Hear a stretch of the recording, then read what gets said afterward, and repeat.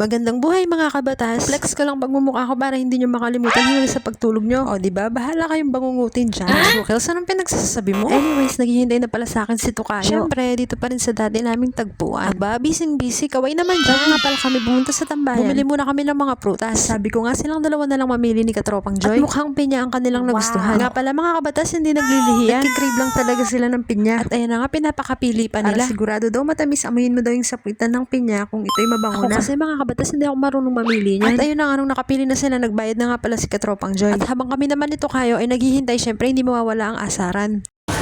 Daya ka pa no, nagpuskat ka, walang laman. At ayun na nga, pumunta na kami sa tambayan. Eto nga si Tukayo, hindi na mapigilan. Sobrang excited na sa pagbabalat ng pinya. Sabi niya, videohan ko daw siya. At mag-tutorial daw siya kung paano magbalat ng pinya. Guys, mga katropa. Ganito magbalat ng pinya. Pagkatapos balatan, tanggalin yung mata-mata. Tapos, saka lagyan ng konting asin. Saka lamutin.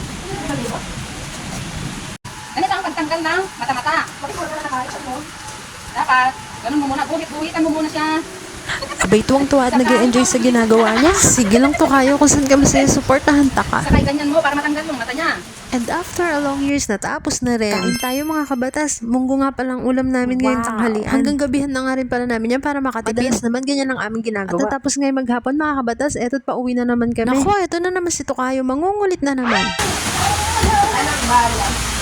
Please subscribe. Ano ba yan daw? Pagpapanag mo daw kayo. Press the button and hit and run. Ay, naku talaga. Dito na lang muna mga kabatas. Thank you for watching.